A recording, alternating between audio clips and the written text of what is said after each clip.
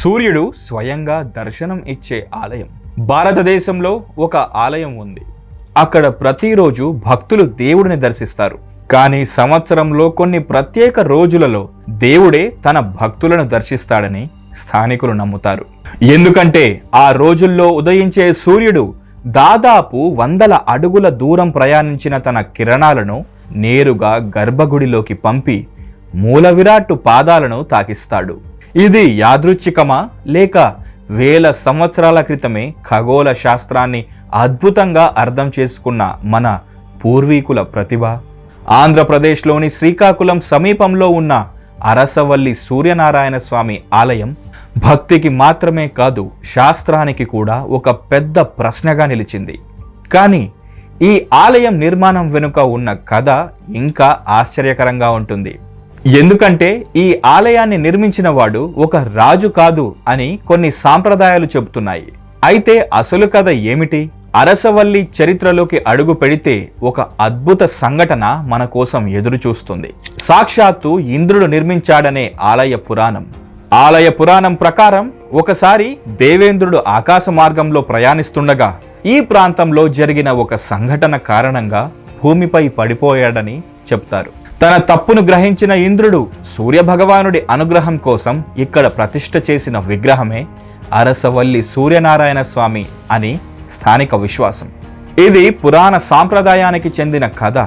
చారిత్రకంగా చూస్తే ఈ ఆలయం ప్రాచీన కళింగ రాజ్యంతో సంబంధం కలిగి ఉందని అనేక మంది పరిశోధకులు భావిస్తున్నారు. తూర్పు గంగరాజులు మరియు తదనంతర పాలకులు ఆలయాన్ని అభివృద్ధి చేసినట్లు చారిత్రక ఆధారాలు సూచిస్తున్నాయి.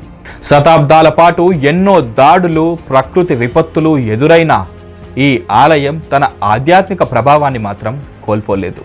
కానీ ఈ చరిత్ర కంటే ఎక్కువ ఆసక్తికరమైనది ఒక ఖగోళ రహస్యం.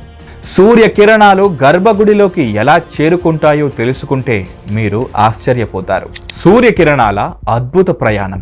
అరసవల్లి ఆలయం గురించి ప్రపంచవ్యాప్తంగా చర్చకు కారణమైన విషయం సూర్యకిరణాల అమరిక.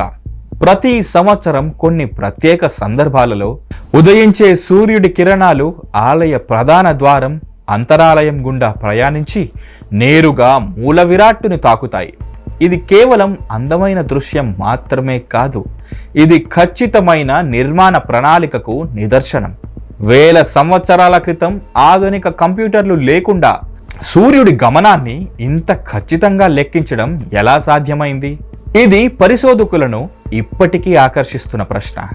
కానీ సూర్యకిరణాల కంటే మరింత రహస్యమైన విషయం ఈ ఆలయం గర్భగుడిలోనే దాగి ఉంది. ఆ విగ్రహ నిర్మాణం వెనుక ఉన్న విశేషం ఇప్పుడు బయటపడబోతోంది. మూల విరాట్టులో దాగిన సంకేతాలు. అరసవల్లి సూర్యనారాయణ స్వామి విగ్రహం సాధారణ సూర్యమూర్తి కాదు. సూర్యదేవుడు రథంపై ఆసీనుడై ఉన్న రూపంలో దర్శనమిస్తాడు. స్థానిక సాంప్రదాయాల ప్రకారం ఈ రూపం సూర్యుని సప్తాశ్వ రథాన్ని సూచిస్తుంది. విగ్రహంలోని ప్రతి అంశం ఒక ప్రతీక.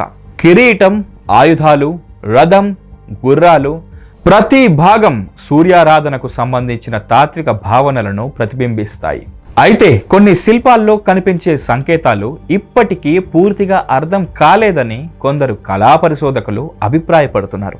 ఇది కేవలం అలంకరణలా లేక మరేదైనా సందేశమా?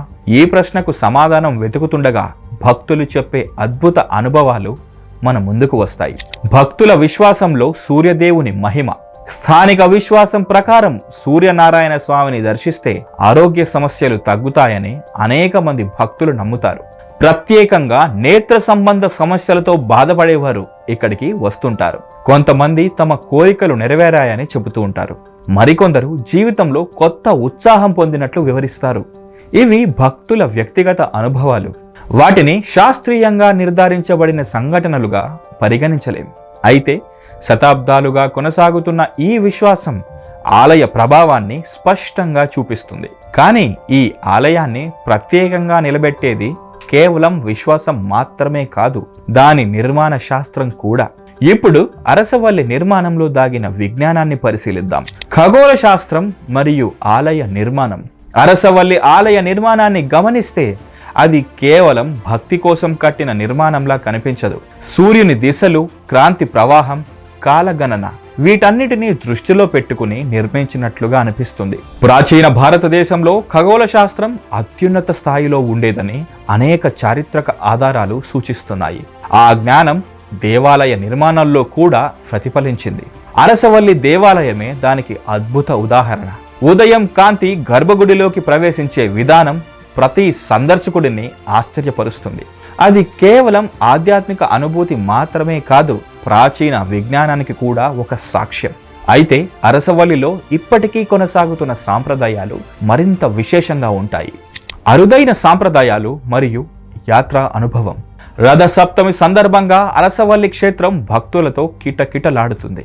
సూర్యారాధనకు సంబంధించిన ప్రత్యేక పూజలు ఇక్కడ నిర్వహించబడతాయి. వేలాది మంది భక్తులు తెల్లవారుజామునే ఆలయానికి చేరుకుంటారు. ఆ సమయంలో కనిపించే భక్తి వాతావరణం మాటల్లో చెప్పలేనిది. ఆలయ ప్రాంగణంలో గంటల ధ్వని, వేద మంత్రాలు, ఉదయించే సూర్యుడు, ఇవన్నీ కలిపి ఒక ప్రత్యేక ఆధ్యాత్మిక అనుభూతిని మనకు కలిగిస్తాయి.